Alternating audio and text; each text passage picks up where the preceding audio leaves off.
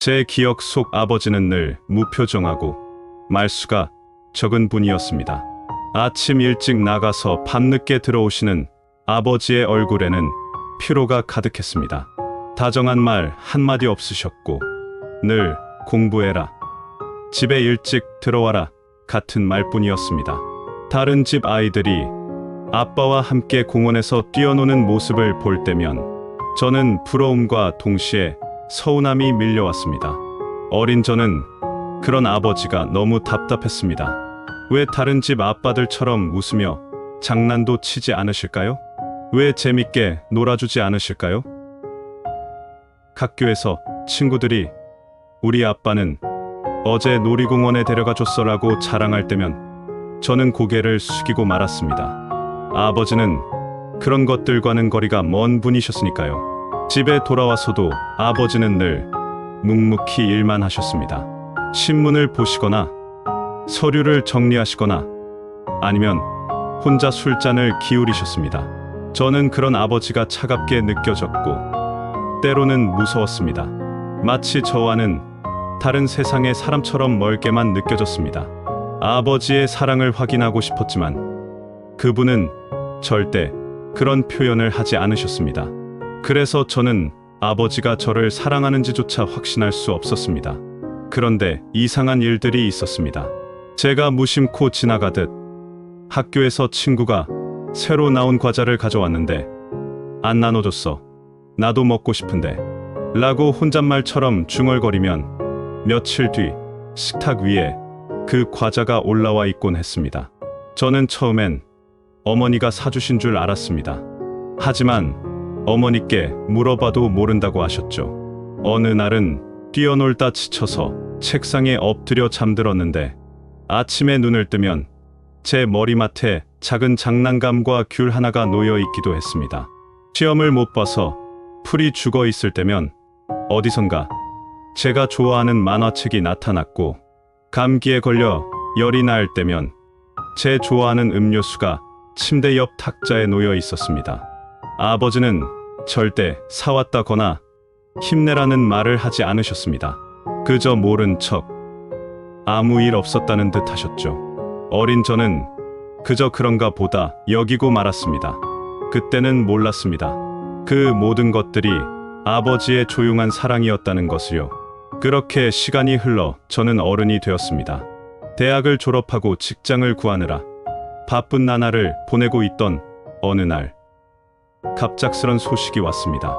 아버지가 쓰러지셨다는 것이었습니다. 병원에서 받은 진단은 말기암이었습니다. 언제나 건강하실 것 같던 아버지가 그렇게 갑자기 저희 곁을 떠나려 하고 계셨습니다. 병원에 입원하신 아버지는 여전히 말수가 적으셨습니다. 하지만 예전과는 달랐습니다. 제 손을 꼭 잡으시며 공부 열심히 해라, 몸 건강하게 지내라고 말씀하셨습니다. 그런 아버지를 보며 저는 처음으로 아버지도 저를 걱정하고 계셨다는 것을 실감했습니다. 하지만 시간은 무정했습니다. 제대로 된 치료도 받지 못한 채 아버지는 끝내 세상을 떠나셨습니다.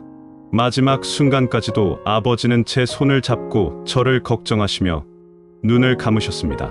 남겨진 것은 낡은 지갑 하나와 그 안에 들어있던 구겨진 제 사진뿐이었습니다. 초등학교 때 찍은 제가 웃고 있는 사진이었습니다. 저는 그 사진을 붙잡고 평생 처음으로 펑펑 울었습니다.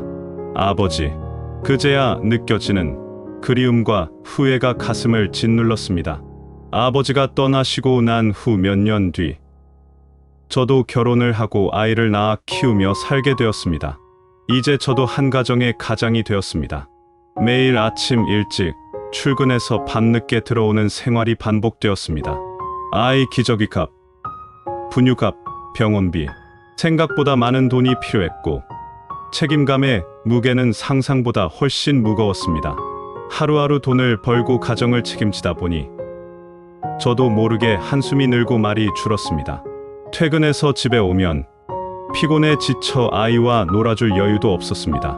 아내가 아이가 아빠랑 놀고 싶어 해요라고 말해도 피곤하다는 말밖에 나오지 않았습니다. 마치 옛날에 아버지처럼요.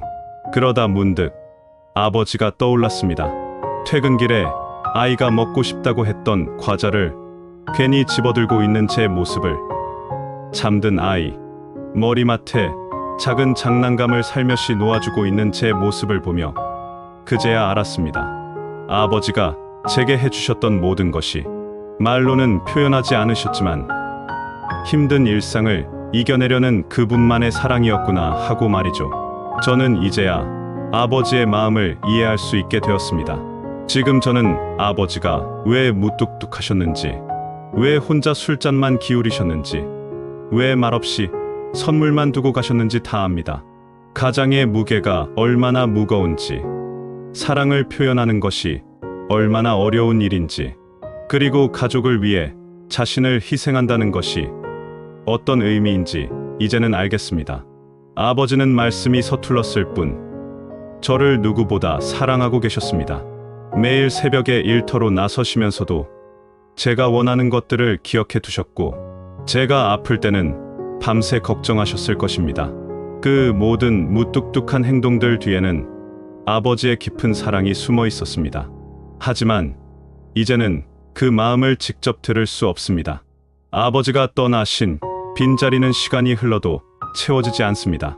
아이들이 아빠 최고 라며 제게 달려올 때마다 저는 하늘을 올려다보며 속으로만 중얼거립니다. 아버지께 전하지 못한 말들이 가슴에 맺혀 있습니다. 그리고 마음 깊은 곳에서 다짐합니다.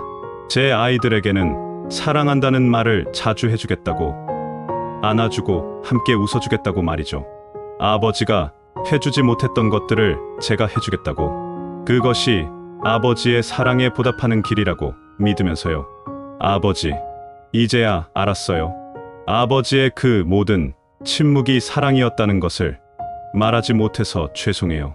사랑한다고, 고맙다고, 이제는 제가 아버지처럼 아이들을 사랑할게요. 하지만 아버지와는 다르게 매일매일 사랑한다고 말해줄게요. 아버지, 보고 싶습니다.